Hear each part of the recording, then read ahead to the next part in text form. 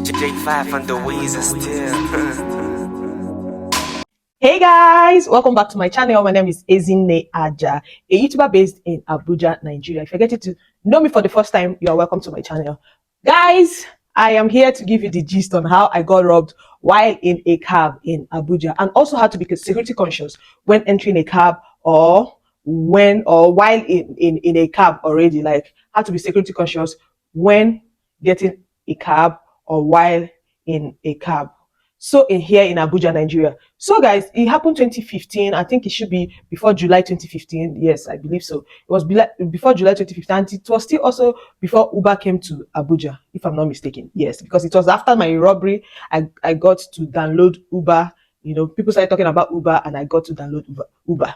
So, and now let me not give you the gist. I was supposed to travel like to the east, and then there wasn't any Uber. Yeah, there wasn't any Uber, and people mostly rely on commercial drivers, all these cabs. So the green cabs here in Abuja. So I got this number. I got this cab driver's number from a friend of mine uh, to come pick me up the following day, like the day before, like the day I'll be traveling. So I got his number, and there wasn't like any plan B if he fails me. So I relied 100% on him to come pick me up. You get it? So I just basically, did my thing, arranged my box, just put myself together, and the following day he was supposed to come pick me as early as possible. And I kept on calling him. Immediately I woke up, I called him, and he didn't pick up. And I'm like, why is this guy not picking up? I'm like, okay, let me just go have my bath. I believe he will pick up probably while having my bath, or maybe when I'm done having my bath, I could see his missed call. You know, I did that, came out, no missed call, nothing, nothing. I kept on calling him, like I intentionally just gave him like straight 20 missed calls because, of course, I was hoping on him to come pick me up. There was no other person I was relying on. So he didn't pick up. I kept on calling, and it was around past 6, and it was getting late. Past 6 a.m. I believe, yeah, past 6 a.m.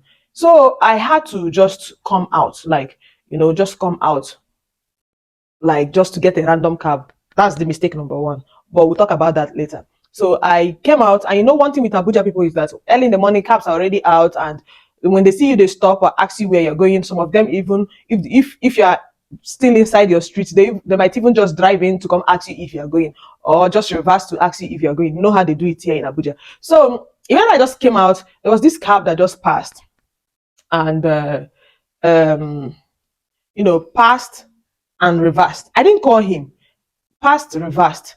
So, and my street is actually a close. It was a close. So it's not like it's a crescent that you just come in with your front. He was supposed, like, to me, I believe he was supposed to come in with his back, like drive in with his back.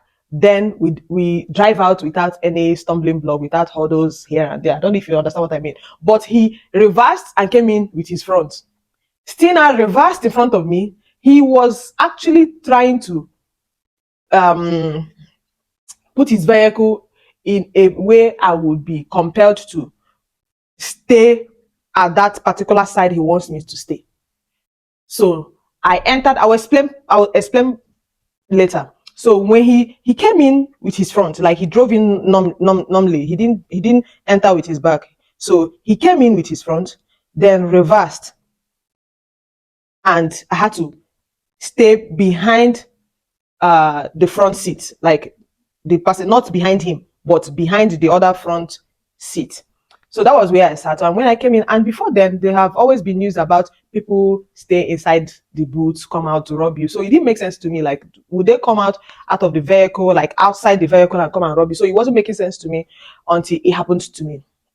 So, we drove out, and I called a friend of mine. I think that was even when God helped me. It was just that call that God used in helping me at that moment, because probably they would have brought me far from there, far from my street, and it would have been a different case entirely. It would have been a different situation entirely. So I just immediately I got inside the cab. I had to check. I looked behind. There was this they had this material.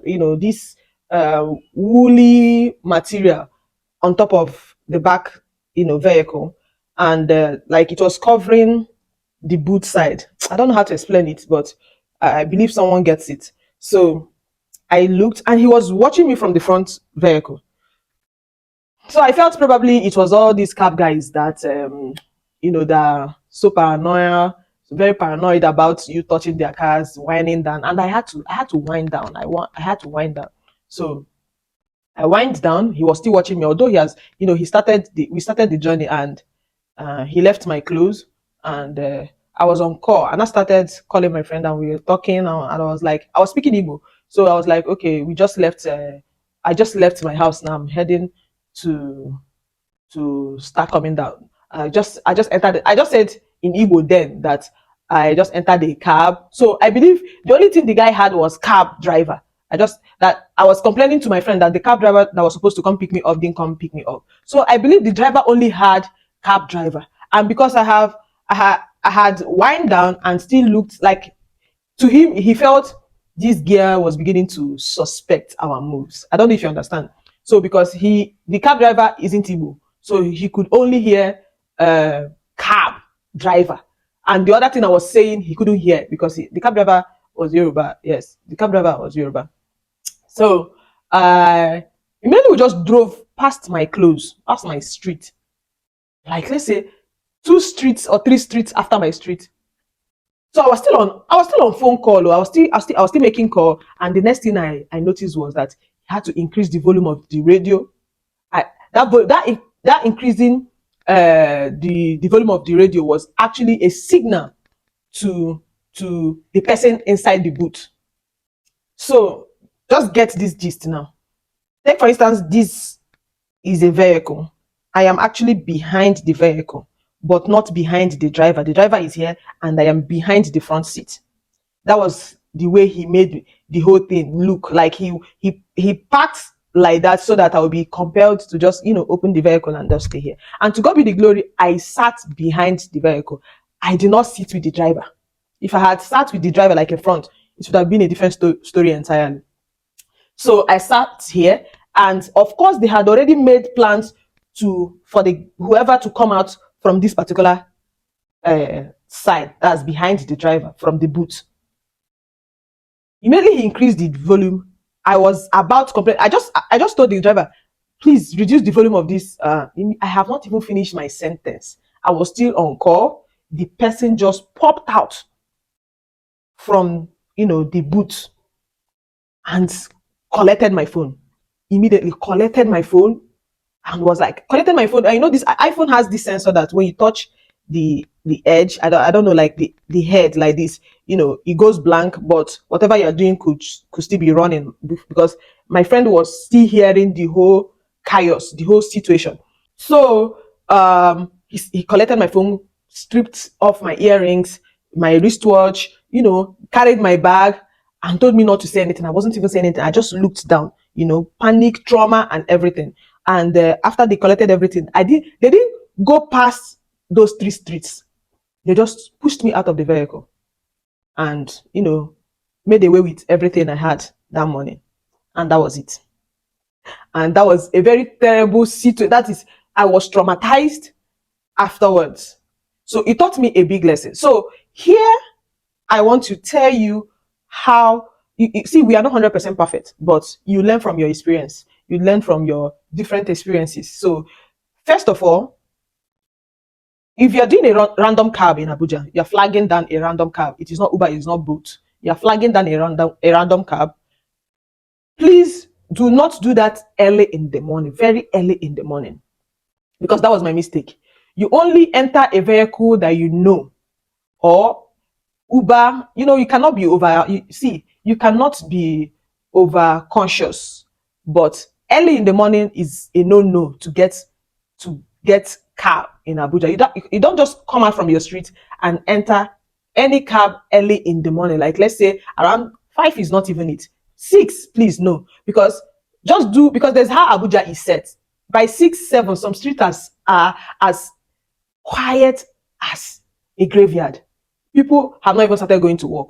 That's most streets, most estates are so quiet. People start moving around. Like you can see people around in the morning, starting from to 8. Yes. So whatever plans you have, leaving your house probably as early as possible. Please do both and send screenshots of whoever driver, the number and everything to someone else so that it can be tracked. But entering a random cab, please don't do that early in the morning. Don't do that early in the morning. And if you should do that, please, if you're entering any vehicle, tell them to open their boots, whether at night or early in the morning. During the day, yeah, no problem. But early in the morning and at night, here in Abuja, Nigeria, tell the cab driver, if it's the random cab driver, or even though it's Uber, tell the Uber driver to open their boots. Even though it's both, tell them to open their boots so that you see that there is nobody there, because it is real. People steal people's belongings. People get robbed from people popping out from the boots. It happened to me. It wasn't actually an Uber driver or a boat driver, but it was a random cab then in 2015. So of course now we know better. But still now, if you are entering that vehicle in the early in the mornings and at night, please tell the person to open their boot. You check the boot. Secondly, sit behind the driver. Sit behind the driver. If I was actually sitting in front, it would have been terrible. I would have been, I don't know, maybe, I don't know, something, the person that popped out would have come dragging me from behind. And when something is happening and you can't see the thing and someone, reflex, you might start fighting and you might be stabbed. Because I was somehow aware of the situation, in as much as I didn't see the person. I was somehow aware. I had to look down and allow them take whatever they want to take, because it is when you are alive that you can repurchase whatever that has been robbed off you.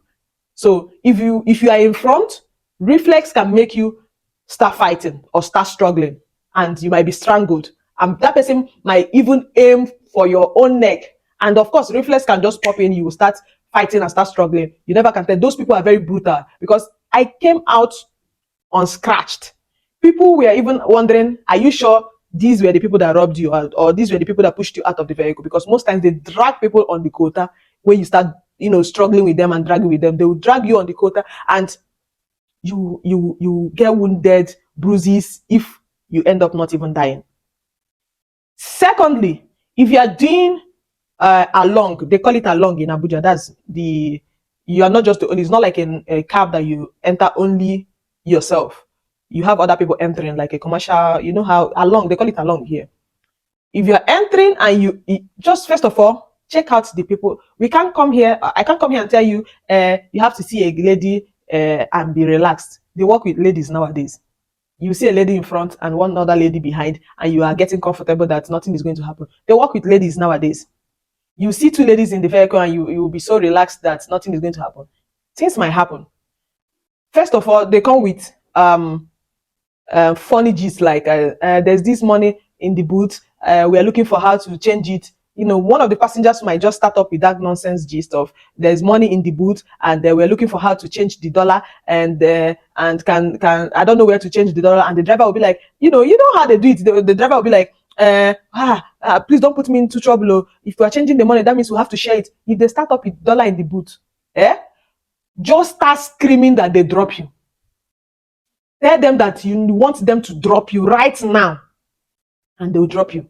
If you engage in that conversation, they'll hypnotize you, they will rob you, they will collect your phone, they will do all manner of things to you if they don't even end up, if they are not ritualists self. So once that conversation comes up in the vehicle that you have entered, just tell them, scream on top of your voice that you want them to drop you off. They will drop you off. Another thing is, be careful on where you get your cabs. Be very careful. You don't just stand on the road and be flagging down vehicles. Stay at the strategic places, the strategic bus stops that they get vehicles to the particular destination you want to go to. Stay at the strategic. Just be sure that someone is dropping off from that vehicle before you can enter, and be sure that, of course, these are the real cabs. I mean, for the along, these are the real cabs. You don't just see people, more especially in a very neat saloon cars, and you just enter the vehicle. You might be entering the wrong vehicle. If you like, see grandma inside that vehicle. They are all working together. Make sure you are entering, go to parks, enter the right, go to the strategic, the appointed bus stops, and make sure they are already dropping off somebody before you can even enter. They are dropping off somebody. And of course, when you enter all those vehicles, please don't even start any conversation. If whatever conversation they are having in the vehicle, do not even engage. Don't even indulge them. Don't indulge in any conversation they are having in that vehicle, because you don't know them. Once they drop you off, you go your way. So don't even indulge in any conversation. That is another thing. Then here is, when it's late at night here in Abuja, do not stay under the bridge to look for cab. Do not stay close to any bush to look for cab. Please trek out to a place that has light, that someone could see you, that people could help you when things go wrong, and look for cabs, even though it's along, even though it's flagging down cabs. Because in most cases, when you are under the bridge, there are some people that come under the bridge, run from nowhere under that bridge to come and start dragging your bag with you. And when you start dragging that bag with them, they will stab you. So you just have to be careful. If you know you are going to your destination and it's almost late at night, I advise you come out to a place that is more secured to flag down vehicles than staying under. There are some under the bridges that you stay and you'll be robbed, and in most cases it ends in a very ugly manner. It ends in a very ugly situation. Like it ends, you have seen people get stabbed under the bridge while trying to get a cab. Even, where, because they were busy dragging their bags, dragging their phones from people that came to rob them. So guys, I believe you people were able to learn something from this video. First of all, if you are doing any cab, whether boat or you're flagging down a normal green Abuja vehicle, firstly, tell them to, if you know you are doing that early in the morning and at night, you have the right to tell them to open their boots. Check the boot and sit behind the driver. Yes, just in case of anything. Sit behind the driver. And secondly, if you are doing along, that is what they call it here in Abuja, along, that's you're entering with other people, make sure once they come up with that conversation of there is this money in the booth, dollar in the booth, that they will just scream that they drop you immediately. Thirdly, make sure before you enter any along that you are seeing someone already coming out from the vehicle. Like, they are dropping off someone, the person is paying them, and you can see the transparency in every moves they are doing. Like, you might not, we are not here to say that you know it all, but you know how it is now. They drop off people and pick up people. So make sure they are dropping off someone before you can even enter, because most times they don't drop those people that end up robbing people. They don't even drop off anybody. They might just be two, one in front, two behind, and you make them the third person, and they'll strike. They will not drop off anybody. Those people will just strike and pin you down there, take you to the ATM, and rob you off everything. It happened to me. It happened to one of my friends too. So just be careful when you are entering any vehicle. And if you have any question to ask, you can go ahead and do that on the comment section. I'll see you guys in my next video. Bye.